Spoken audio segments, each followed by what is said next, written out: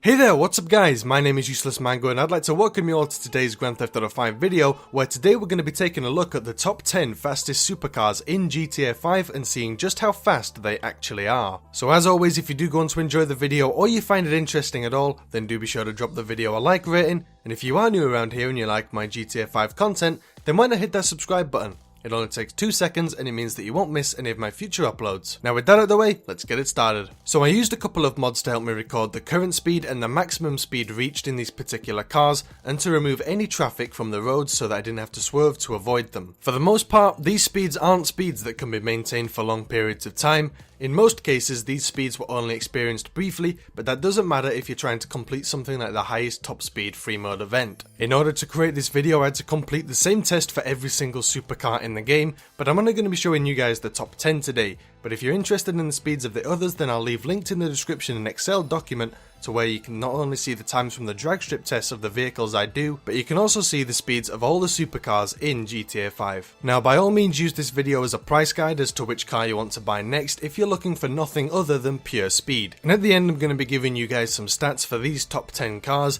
if you choose to buy them based on the cost per mile an hour. And like with the rest of the stats in this video, all this information will be available in the Excel document linked in the description. So we're going to be going in order of slowest to fastest, and surprisingly, first up we have the Progen T20. However, before you start jumping to conclusions, the times of some of the cars above it are somewhat similar to this. So this just could be an anomaly. However, after doing an entire lap of San Andreas, the T20 never managed to get above 138.4 miles an hour. Then in 9th place we also have another surprising vehicle, and it's the Pegassi Zentorno, which after the testing I did managed to reach 138.5 miles an hour, extremely close to the T20, and this pattern continues with our next vehicle too. Next up in 8th position we have yet another vehicle under the Pegassi umbrella, and it's the Pegassi Vaca. Now this is a car that I'm personally not too fond of, but it isn't a bad car, especially since it managed to reach 138.8 miles an hour. Now this isn't to say that this car is definitely faster than the Zentorno and the T20, but it is certainly very similar in terms of its top speed. And the fact that the Vaca is a car that's been in the game since day one is pretty good, since there's only 10 cars on this list and there's been loads of speedy vehicles added with updates in the past. Now moving on to the car in 7th position, and I expected this car to be faster than the Zentorno, but not as close as what it actually is,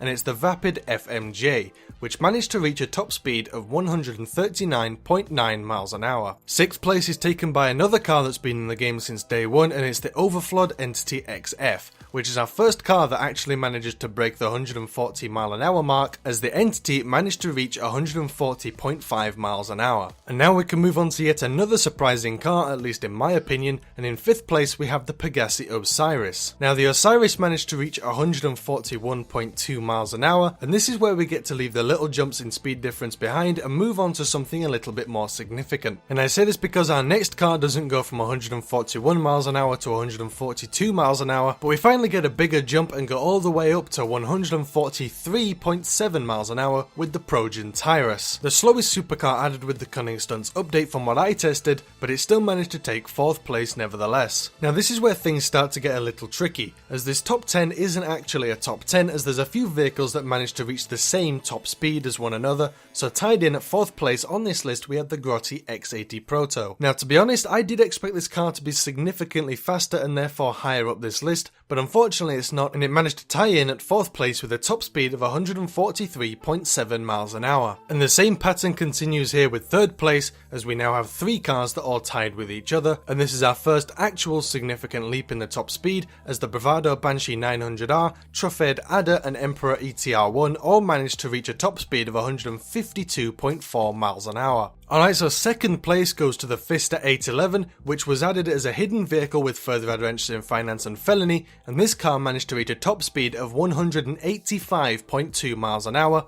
and yet this is not the fastest car on this list. But just before we do get to number 1, I do just want to share with you guys a few honourable mentions, as these cars were so close to being on this list it's untrue. So our first honourable mention goes to the Pegassi Reaper, which was 0.1 miles an hour away from tying with the T20, as it managed to reach reach a top speed of 138.3 miles an hour. And our second honourable mention goes to the Grotti Turismo R, which was 0.2 miles an hour away from being on this list, as it managed to reach a top speed of 138.2 miles an hour. But while these speeds were pretty close to putting these cars on the list, they still weren't quite enough to scrape a position on this list. But now on to the fastest car in Grand Theft Auto 5, and if you haven't already guessed, it's the Anis RE7B. Now this car should be in a class of its own, as it's the only car in GTA 5 as of making this video that can reach and go beyond the 200 mile an hour mark. The RE7B that was added with the Cunning Stunts update managed to reach 206.3 miles an hour when I was testing it, and I'm confident that it can go faster. Maybe not a lot faster, but faster nevertheless. Now I must point out that this speed was achieved by applying the carbon spoiler to the car and keeping its stock wheels. So if you want to use this car to fly around the mapping, then this is the specification that you'll have to use. And also, the speedometer inside the car does seem to be capped at 180 miles an hour, but if you're doing something like the highest top speed free mode event, then this shouldn't make a difference, as you'd most likely be relying on the speedo in the bottom right of the screen. So now onto the price per mile an hour stats. If you want to base your next supercar purchase based on its cost to speed ratio, then you want to go for the car that has the lowest cost per mile an hour. This car may not be the fastest one in the game, but it might give you a peace of mind as to how much you're actually paying for the speed of the car. So if we go in the same order that we did our list in before, the Progen T20 costs around $16,000 per mile an hour. The Pegassi Zentorno costs just over and around $5,000 per mile an hour. The Pegassi Vaca costs around $2,000 per mile an hour. The Vapid FMJ costs around $12,500 per mile an hour. The Overflod Entity XF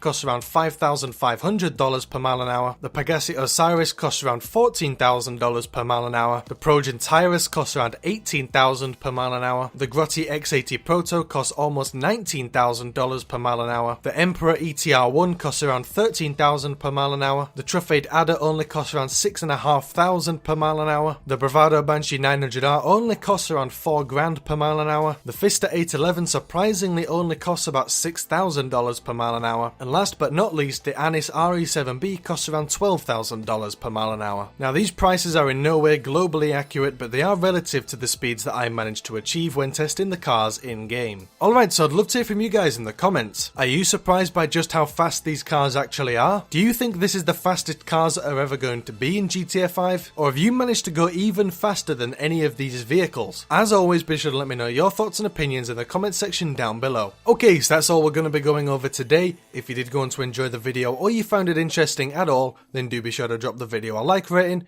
and if you are new around here and you like my GTA 5 content, then why not hit that subscribe button? It only takes 2 seconds and it means that you won't miss any of my future uploads. Now with that said, I want to thank you guys for watching, stay awesome, and as always I'll see you guys in the next video.